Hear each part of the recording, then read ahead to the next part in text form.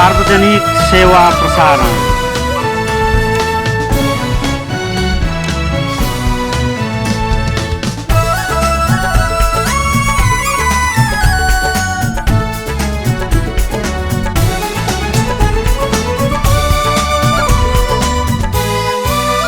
सार्वजनिक सेवा प्रसारण नेपाल टेलिभिजन।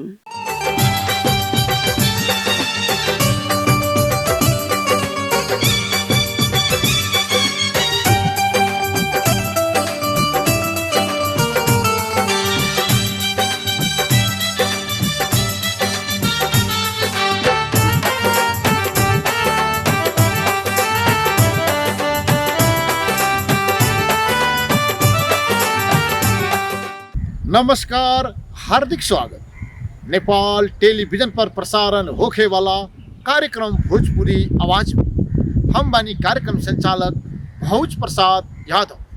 दर्शक वृंद, कुछ वर्ष पहले तक नेपाल के भोजपुरिया क्षेत्र में शिक्षा के जागरण की बहुत कमी देखल गई, जौना कारण से वहाँ के किसान लोग शोषित पीड़ित रहे।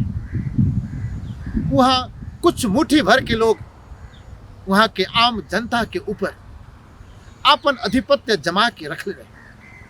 बाकी एगो ऐसा समय आयल जौना समय में गीत संगीत के मार्फत से, सैद्धांतिक बहस के मार्फत से उस समाज में जितना फैलावल गई, उस समाज देखल जाए तो आज बहुत हद तक शोषण उत्पीड़न से मुक्त बा। दर्शक वृंद, तो नेपाल के भोजपुरिया क्षेत्र में के तरह गीत संगीत के मार्फत से, जागरण के मार्फत से, सैद्धांतिक बहस के मार्फत से वहाँ जागरण फैलावल गई, वहाँ के शोषित पीड़ित किसान के, जनता के अगाड़ू बढ़ावल गई।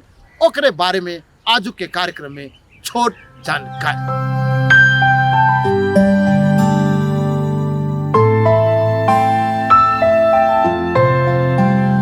नेपाल टेलीविजन के ई भोजपुरी आवाज़ कार्यक्रम में हरिहर जी के जीवन वृत्त, उनकर कृतित्व के बारे में कुछ बात राखे के मौका मिलल। एकरा खातिर ई भोजपुरी आवाज़ कार्यक्रम के कार्यक्रम निर्माता संचालक भोज प्रसाद यादव, संपूर्ण नेपाल टेलीविजन परिवार के हम हार्दिक कृतज्ञता व्यक्त करे के चाहतनी। अब जहाँ तक हरिहर यादव के बात बा, हरिहर यादव विक्रम संवत 1985 में अभी के नेपाल के मध्य प्रदेश के 12 जिला सिमरौनगढ़ नगर पालिका वार्ड नंबर 8 कचोरवा, वहाँ उनकर जन्म भई। उनकर पिताजी के नाम लाल बहादुर राय रहल। वो समय में जन्म भइल हरिहर जी के, जौना समय में नेपाल में शिक्षा करीब करीब प्रतिबंधित रहे। शिक्षा वही लोग खातिर संभव रहे जे लोग या तो राज परिवार से रहे, या तो राणा परिवार से रहे, या वो लोग के चाकरी चापलूसी में जे लोग रहत रहे। आ तनी मनी जे मधेश में जिम्मेदार पटवारी लोग रहे, वो लोग के तनी मनी शिक्षा मिले। स्कूल में वहाँ ना गए, नहीं कबो आधुनिक शिक्षा से उनका भेंट ना भइल, औपचारिक शिक्षा से हरिहर जी के भेंट ना भइल। लेकिन वो समय के शिक्षा के एगो साधन के रूप में लेहल जात रहे। पौराणिक आख्यान, रामायण, महाभारत, शिव पुराण, सुखसागर, ये सब ग्रंथ के उनका लगे बढ़िया ज्ञान रहे।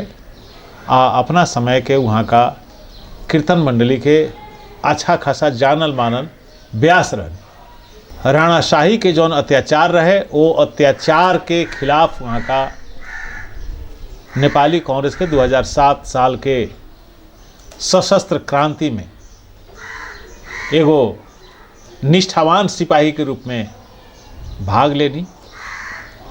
बाकी जब दिल्ली समझौता होके राजा राणा कांग्रेस के बीच में एगो सुलह हो गई, ऐसे उनका चित्त न बुझल। आ जे लोग के चित्त न बुझल रहे, उ लोग उसे एक साल पहले स्थापित भइल कॉमरेड पुष्पलाल के नेतृत्व में रहल नेपाल कम्युनिस्ट पार्टी में वो लोग संगठित भइल। अखिल नेपाल किसान संघ में संगठित होके वहाँ का 2009 साल से किसान आंदोलन में लगनी आ वो समय किसान आंदोलन के नारा जौन स्थिति रहे वही स्थिति अनुसार के नारा बनावल गई रहे।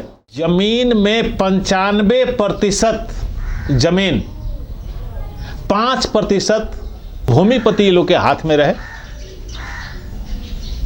जिम्मेदार बिरतवाल वही लोग के हाथ में रहे। अब 95% जनता भूमि से बाहर रहे। लेकिन जीवन जो चले वाला विषय रहे वो भूमिये रहे, खेते रहे, किसानिये रहे। और अनुमान कल जा सकले कि जहां 95% लोग के भूमि पर स्वामित्व नहीं थे तो वो लोग के हालत कैसन रहल हुई। अब भूमि पर 5% लोग के मात्रे आधिपत्य रहे तो भूमि के कोड़ाई जोताई कैसन होत रहल हुई। ऐसन अवस्था में नारा ऐसन बनल कि जेकर जोत सेकर पोत, माने जौन ज्योति उ मालगुजारी बुझाई या जमीन के स्वामित्व ओकरा होखे के चाहिए। बटैया हक कायम कर, पूरा स्वामित्व न तो कम से कम सरकारी स्तर पर औपचारिक रूप से जमीन में बटैया हक लागू होके चाहिए। ओकरा साथ साथ एगो और बात रहे कि जेकरा जमीन ना रहे, कुछो ना रहे, तो 2 मन 1 मन धान दे के ओकरा से हरौरी जनौरी कागज करा ले जात रहे। माने 2 मन 1 मन जोले ना सधित होले 1 पुस्ता 2 पुस्ता 3 पुस्ता 4 पुस्ता 10 पुस्ता तक ले हमरा 10 पुस्ता के तू गुलामी करत रही। तो हरौरी जनौरी खारिज कर। ओकरा जोरे जोरे इहो रहे जे महाजन के 5 बरिस के लड़का तोतरा के ओकरा बाबा के उम्र के लोग के जाना जुटी के चाल कर, रे फलनवा हेने आ, रे बुनिया, रे किचवा हेने आ। तो ओकरो खिलाफ में वो आंदोलन रहे कि रे ना जी कह।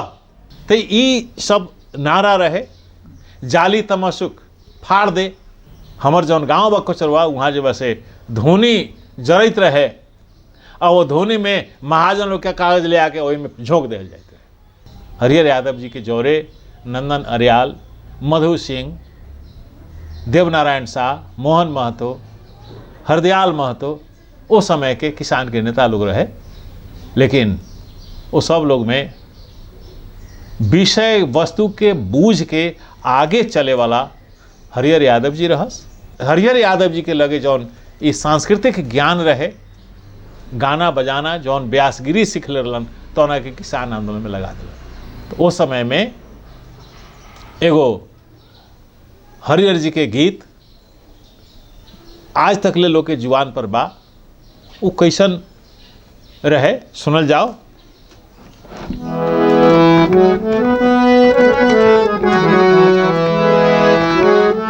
हसुआ हथौड़ा के चिन्हब किसानवा, ललका निशानवा ना।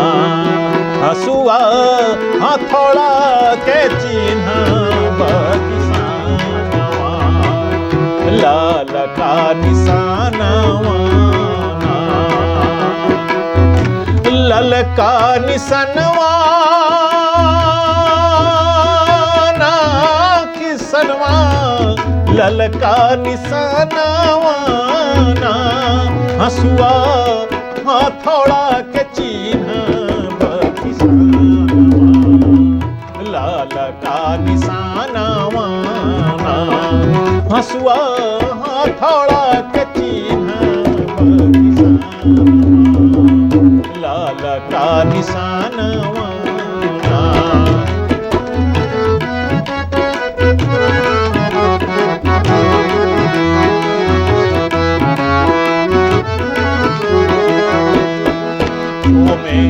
ललका सलाम लेवे मुठिया के तान में, ललका सलाम लेवे मुठिया के थान। ओ में ललका सलाम लेवे मुठिया के तानों में लाल का सलाम लेवे मुठिया के तान देख के सामंत लोगवा कर ले रुदानवा लाल का निशानवा हसुआ हथौड़ा के चिन्ह बगिसानवा लाल का निशानवा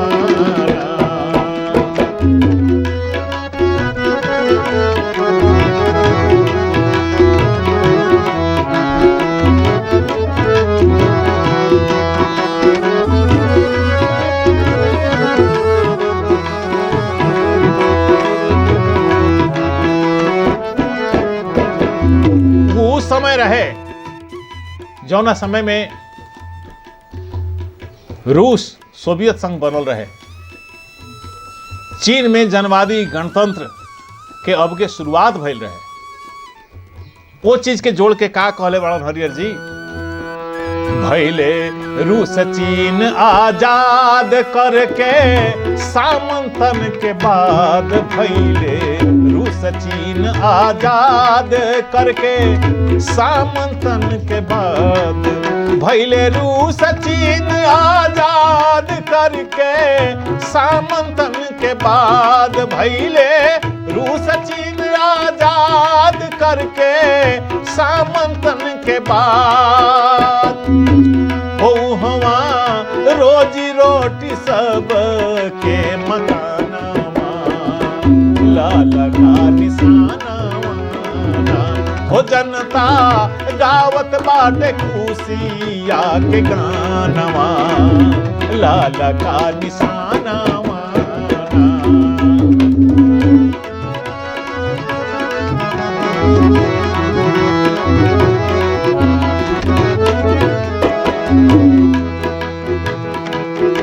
एक दिन एतहु बारी आई धनवा धरती बाटल जाई एक दिन एतहु बारी आई धनवा धरती बाटल जाई एक दिन एतहु बारी आई धनवा धरती बाटल जाई एक दिन एतहु बारी आई धनवा धरती बाटल जाई कम्युनिस्ट साचे करी है ये तहु सपानवा लाल का निशानवा कम्युनिस्ट साचे करी है ये तहु सपानवा लाल का निशानवा हसुआ हथौड़ा के चिन्ह बगिसानवा लाल का निशानवा।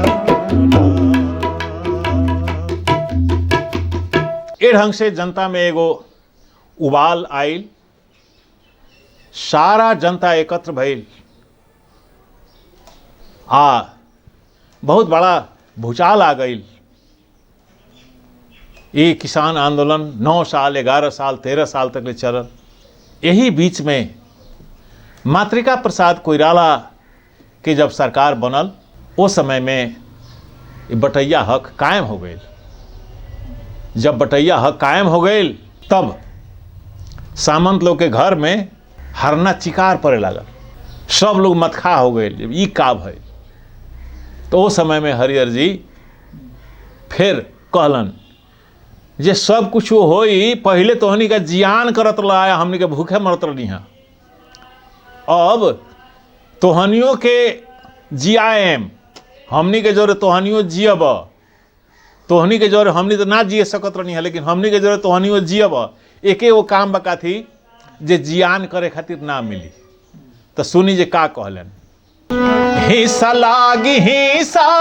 लागी सप ना सुनत रही, सपना सुनत रहे से हो विधि आँखिया दिखावले रे के किया हो रामा,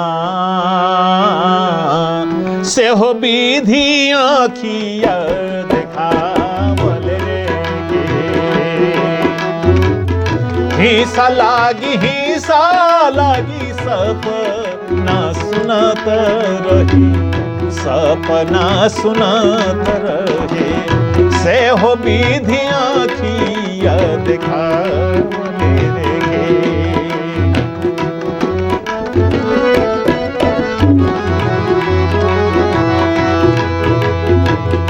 जेकरा बाटे ज्यादा खेत कोठवा मकानवा हो, कोठवा मकानवा हो, से हो सुनिया न पानी दे आगे नूरे गे, से हो सुनिया न पानी दे आगे नूरे गे।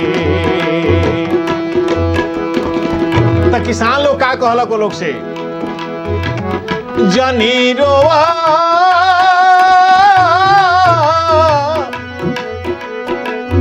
जानी रोआ जानी झांखा करना भोजनिया हो, करना भोजनिया हो, खाए भर के तोहरो के दिया मोरे के दिया हो रामा, खाए भर के तोहरो के दिया मोरे के। जानी रोवा जानी झांखा कर ना भोजनिया हो, कर ना भोजनिया हो, खाए भर के तोहरो के दिया।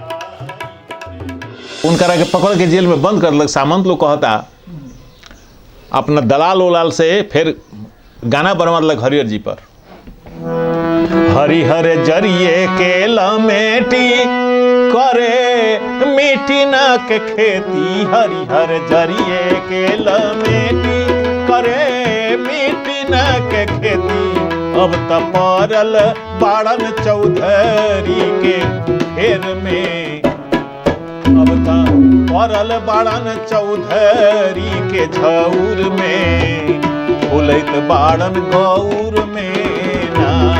अब त पड़ल बाड़न चौधरी के झौर में, फुलैत बाड़न गौर में ना। जब ये बात हरिहर जी के मालूम है तब हरिहर जी एक जवाब लिखलन। का जवाब लिखलन? गौलन,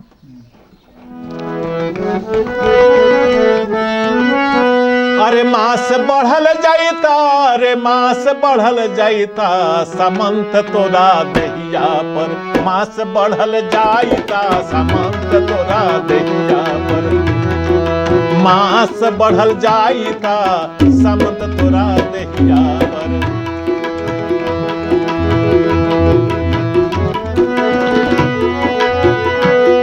अरे हरिहर के जेल देखी, हरिहर के जेल देखी, जियरा जुड़ाइता, मास बढ़ल जाइता, समंत तोरा दहिया पर, मास बढ़ल जाइता, समंत तोरा दहिया पर।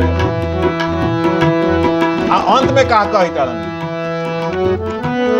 अरे हरिहर के जुतवा में, अरे हरिहर के जुतवा में नाला ठोकाइता, समंत तोरा दहिया पर, मास बढ़ल जाइता, समंत तोरा दहिया पर, अरे मास बढ़ल जाइता, समंत तोरा दहिया पर। तब कि हमरा के जेल में पड़ल देख के तो उनके बहुत खुशी बढ़ा, लेकिन तोरा ई बुझाई जो तोरा देह पर जितना मांस मोटाइता, हम अपना जूता में नाल ठोको आम तो तोरा से जूता से बात करब। ओकरा बाद 2017 साल में राजा महेंद्र समूचा प्रजातंत्र के गला घोट दिलक। सरकारे ना, संसद के दोनों सदन सहित विश्वेश्वर प्रसाद कोइराला के नेतृत्व में बनल नेपाली कांग्रेस की सरकार के विघटन कर दिलक। प्रधानमंत्री सहित समूचा पार्टी के नेता सबके जेल में बंद कर दिलक। और वही समय में पुष्पलाल जी ओकरा विरोध में रहलन, हरिहर जी पुष्पलाल के साथे रहलन। पूरा जीवन उनका मतलब भूमिगत या तो मतलब भारत में निर्वास में बीतल। उस समय में हरिहर जी 2029 साल के आसपास में मुक्ति मार्ग लिखलन। बहुत साधारण हिंदी भाषा में मुक्ति मार्ग बा वो मुक्ति मार्ग में वो बड़ा क्लियर कहले बड़न, इस सामंती व्यवस्था से, ये पूंजीवादी व्यवस्था से लड़ाई के अलावा दूसर कोनो सुलह के उपाय नहीं थे। ये व्यवस्था जब तक ना जाई, जब तक ना ढली, एक जगह पर समाजवाद लागू ना होई, तब तक ले कुछ होखे वाला नहीं थे। समाजवादी पुलिस फौज अड्डा अदालत बनावे के परी। ओकरा साथ साथ कम्युनिस्ट आंदोलन में फिर मतलब फूट हो गए। ये फूट के बारे में उनकर किताब रहल दादा कॉमरेड। ओकरा बाद में जब 2036 साल में जब विद्यार्थी आंदोलन के लेके जब मतलब यहाँ जन्म संग्रह घोषणा भइल, जन्म संग्रह के समय में हरिहर जी फिर पंचायत दर्शन लिखलन। गांव के मुखिया बचत बखारी के बारे में हरिहर जी फिर अगाड़ी लिखलन। उनकर जिंदगी किसान आंदोलन में रहल। वो संदर्भ में लिखलन, सबसे ईमानदार भैया, सबसे ईमानदार, सबसे ईमानदार भैया, सबसे ईमानदार हम तो मुखिया भेली गांव के भैया। सबसे ईमानदार हम तो मुखिया भेली गांव के भैया। सबसे ईमानदार, सबसे ईमानदार भैया, सबसे ईमानदार हम तो मुखिया भेली गांव के भैया। सबसे ईमानदार,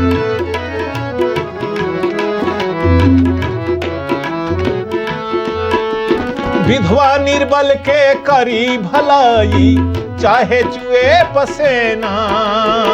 परोपकार के पथ से भैया पीछे कभी हटी ना। ऐसन हृदय के उदार भैया। सबसे ईमानदार हम तो मुखिया भैली गांव के भैया। सबसे ईमानदार हम तो मुखिया भैली गांव के भैया। सबसे ईमानदार। तो मुखिया जी उतने ईमानदार नहीं खान। सीधा साधा से कबूलियत नामा, बचत बखारी पचैली जामा। सीधा साधा से कबूलियत नामा, बचत बखारी पचैली जामा। सीधा साधा से कबूलियत नामा, बचत बखारी पचैली जामा। का करी केहू पर वाला, कागज में बाटो टल गाला। वेशभूषा से सीधा साधा, चटकी में होशियार भैया। सबसे ईमानदार हम तो मुखिया भैली गांव के भैया। सबसे ईमानदार हम तो मुखिया भैली गांव के भैया। सबसे ईमानदार हम तो मुखिया भैली गांव के भैया। सबसे ईमानदार। जितना कुरीति बा ओ सब पर भी हरिहर जी व्यंग करत रहलन। बाकी ये कहे में कोनो सख्चाहट नहीं थे। हरिहर जी के भी कमजोर पक्ष रहल। मदिरा सेवन करत रहलन, जेकरा कारण से उनकर स्वास्थ्य खराब भई। 2060 साल में उनकर इलाज भइल। यहाँ 2060 साल में इलाज भइला के बाद में घरे पहुँचल। घरे पहुँचला के बाद भी मदिरा पान में उनकर जौन समस्या रहल, वो समस्या से छुटकारा ना मिलल। फिर मदिरा पान कैलन, जेकरा कारण से 2061 साल कार्तिक 8 गते उनकर देहांत हो गए। अभी हम जौना समय में संविधान सभा के सदस्य रहनी, उस समय में अपना संसदीय कोष से उनकर साली की स्थापना भइल बा। हर एक साल कार्तिक 8 गते के अपना सामर्थ्य अनुसार विभिन्न संघ संगठन के लोग, उनका प्रति आस्था रखे वाला लोग, किसान आंदोलन प्रति आस्था रखे वाला लोग जाके उनका के श्रद्धांजलि देवले। तो हरिहर जी अभी हमने के बीच में नहीं खन, लेकिन उनकर जौन कीर्ति बा वो कीर्ति के बचा के चले के परी। उनकर एगो सबसे बढ़िया किताब रहे बेन बधक। तो आज के समय में हरिहर जी के प्रति हम श्रद्धांजलि व्यक्त करी ताड़ी। ई गणतंत्र बा, जौना गणतंत्र में गणतंत्र के भी विरोध करे के मिल रहा बा। वही से ये संघीय लोकतांत्रिक गणतंत्र के मजबूती कैल ही हरिहर जी के प्रति सच्चा श्रद्धांजलि हुई।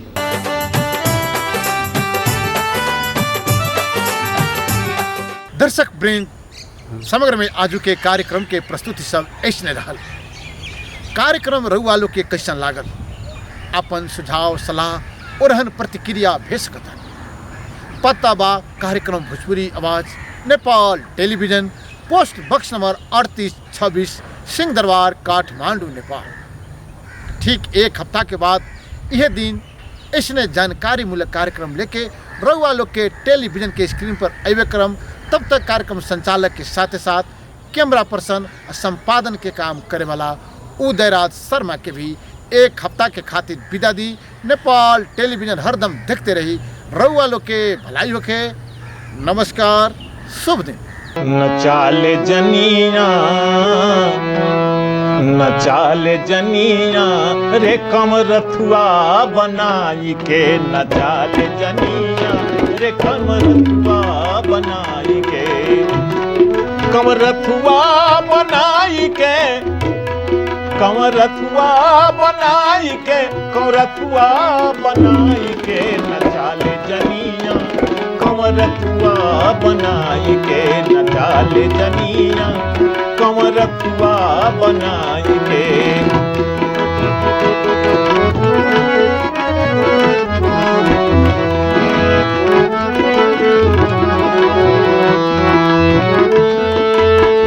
घर के भीतरवा घोघ नहीं उतरे, घर के भीतरवा, हाँ घर के भीतरवा घोघ नहीं उतरे। अरे चले बैनाथ धाम, चले बैनाथ धाम, कांवर उठाई के, न चाल जनिया न चाल जनिया कंवर रथुआ बनाई के, न चाल जनिया कंवर रथुआ बनाई के, न चाल जनिया।